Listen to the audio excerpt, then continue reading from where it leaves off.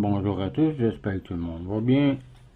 J'aimerais continuer l'étude du catéchisme de Spirago. On est rendu au point 9. On avait déjà un peu commencé à parler du signe de la croix. On va continuer. Donc, commençons avec un signe de croix. Du Père, du Fils et du Saint-Esprit. Amen. Point 1. Comme on avait vu, en faisant le signe de la croix, nous professons les deux principaux mystères de la religion, la Trinité et l'incarnation du Rédempteur. Le singulier au nom indique l'unité de Dieu. Les autres mots, les trois personnes divines. Au nom signifie par la mission de Dieu, par la force de Dieu, avec l'aide de Dieu, à la gloire de Dieu. La croix unique que nous faisons sur le front, la poitrine et les épaules symbolisent l'unité de Dieu. La croix triple, les trois personnes de la Sainte Trinité. La forme de la croix rappelle que le Fils de Dieu, fait homme, nous a sauvés sur la croix, par sa croix. Le signe de la croix est donc comme un résumé de la religion chrétienne. Beaucoup d'aides de la création nous le rappellent. Le corps humain a la forme d'une croix. Les lignes de la figure forment une croix, de même l'oiseau qui vole. Le poisson qui nage, ou la belle constellation de ce nom dans le ciel astral. Certains arbres, certaines fleurs ont la forme de la croix, etc., etc. L'apparition d'une croix au ciel annoncera l'arrivée du juge pour le jugement dernier. Voir Matthieu, chapitre 24, verset 30. L'Église catholique honore beaucoup le signe de la croix. Elle l'emploie souvent à la Sainte Messe et dans les sacrements, et dans l'administration des sacrements et des bénédictions. Elle place la croix sur les clochers, les autels, les bannières, les chasubles dans les maisons. Elle la plante sur les tombeaux. Beaucoup d'églises sont construites en forme de croix aussi. Point 2. Deuxièmement, par le signe de la croix, nous obtenons la bénédiction de Dieu. Nous sommes surtout protégés contre le démon et contre une multitude de maux spirituels et même temporels. Le signe de la croix n'est donc pas une vaine cérémonie comme plusieurs pensent, mais une bénédiction de soi-même. Appel au secours divin sur soi ou sur d'autres. Or, toute bénédiction divine consiste à éloigner les maux et à procurer des biens. Le signe de la croix met en fuite le démon avec ses tentations, de même qu'un chien craint et fuit le bâton avec lequel il a été frappé ou battu. Ainsi le démon est terrifié et mis en fuite par la croix qui lui rappelle sa défaite, disait saint Cyprien. On raconte qu'un cerf portait un petit écriteau avec cette inscription en lettres d'or: ne me touchez pas, je suis à l'empereur. Aucun chasseur n'osa jamais le tirer. En faisant le signe de la croix, nous nous munissons de l'écriteau suivant. Je suis au Sauveur par mon baptême, et le démon ne pourra pas nous atteindre. En campagne, il est défendu de tirer sur eux. Les aumôniers et les médecins qui portent le brassard blanc avec la croix rouge pour aider. De même, il est interdit aux démons de faire du mal à ceux qui se signent de la croix. Souvent, le signe de la croix a eu pour type le signe tracé sur les poteaux des portes, devant lequel l'ange exterminateur de l'Égypte passa sans frapper, disait Jean Damastique. La croix de Jésus-Christ était figurée.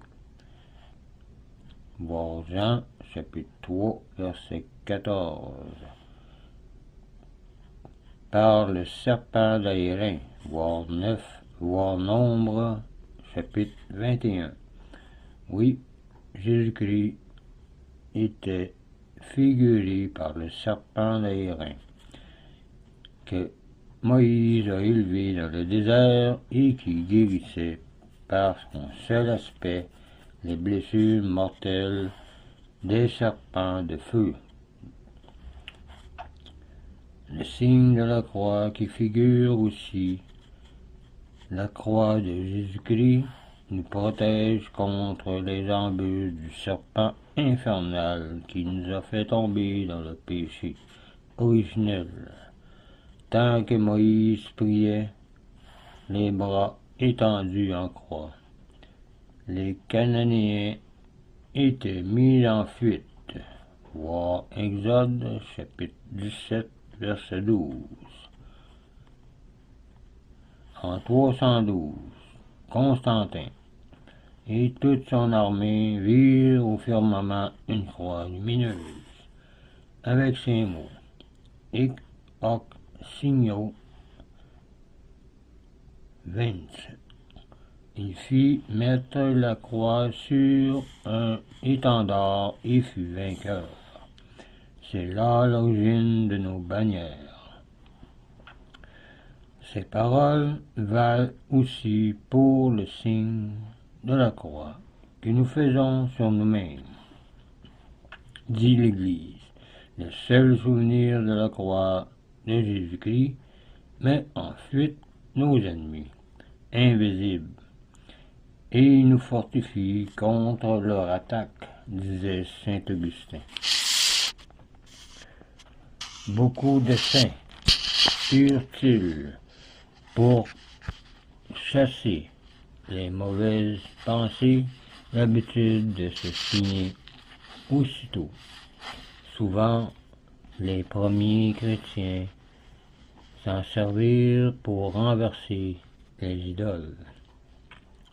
Lors de l'invention de la Sainte Croix par l'impératrice Sainte Hélène, la mère de Constantin le Grand, des malades furent guéris par le simple attouchement du bois sacré.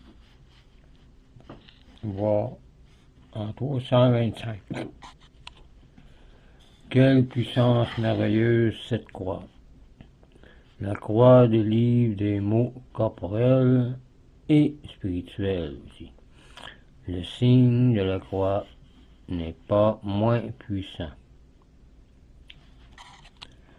Quel soulagement certains malades ne reçurent-ils pas de Dieu quand ils se signaient souvent et pieusement surtout.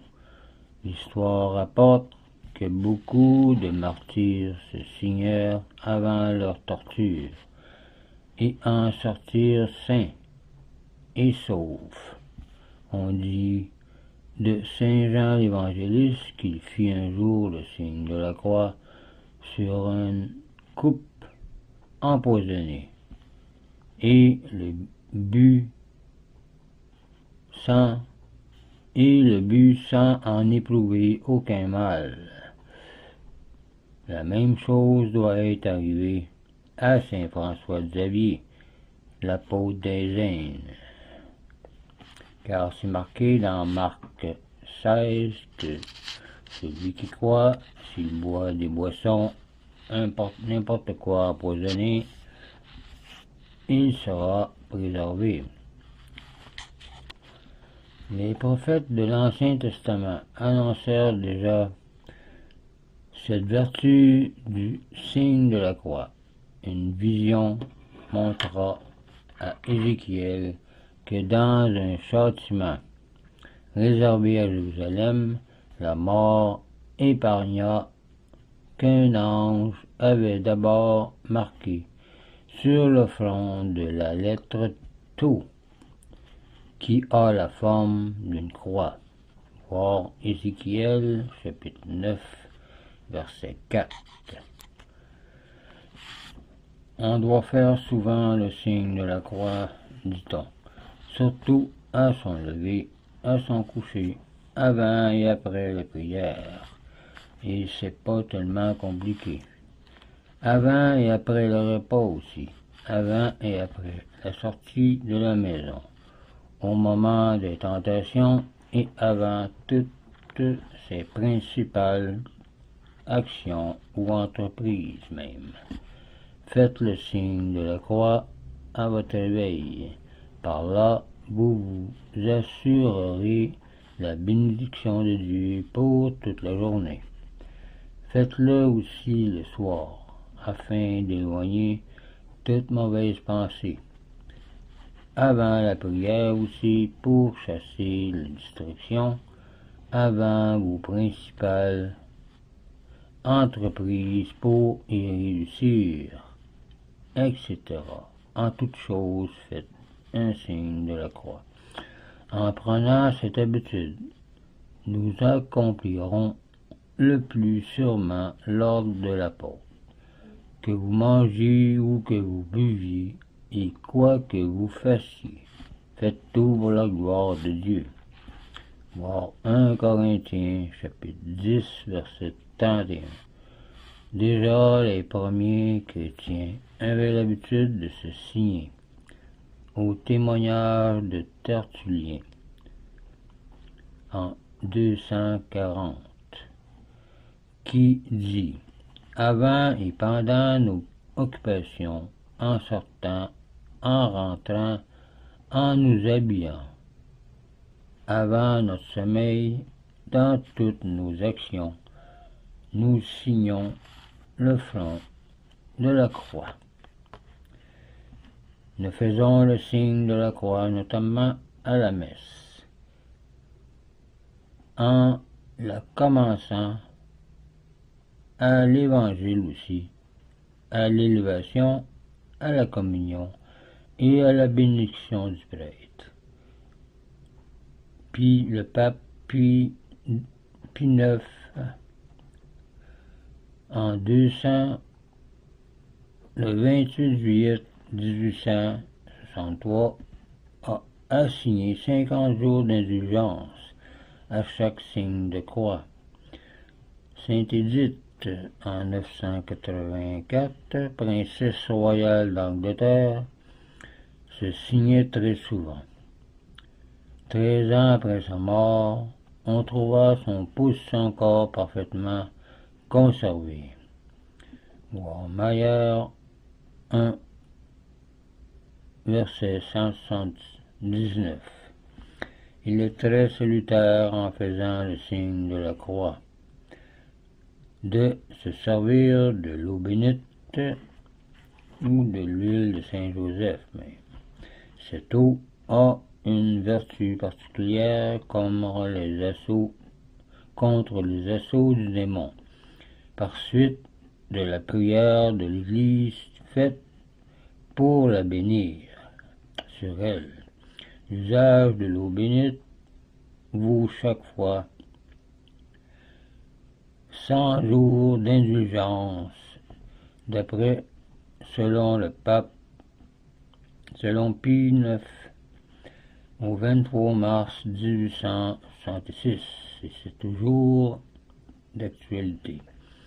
On trouve des bénitiers aux portes des églises, des appartements, mais dans beaucoup d'appartements, le bénitier est hélas vide d'eau bénite et pleine de poussière, mais ça devrait être rempli car l'eau bénite a des vertus miraculeuses. Vous êtes des insensés si vous avez honte de faire le signe de la croix. Pourtant, c'est facile à faire, mais qu'on doit faire aussi avec respect. Le Christ, à son tour, rougira de vous, dit-il. Le démon, dit saint Ignace d'Antioche, se réjouit de voir régner la croix, qui est sa ruine, et notre paix pourtant, et le signe de la victoire remportée sur sa puissance. Vous pouvez aller voir 1 Corinthiens 15 ou Hébreux chapitre 2. Ce serait tout pour cette vidéo. La prochaine fois, pas au chapitre 10, au point 10. On va commencer à parler des symboles, le symbole des apôtres. Donc, je vous laisse là-dessus. Je vous dis au revoir et union prière.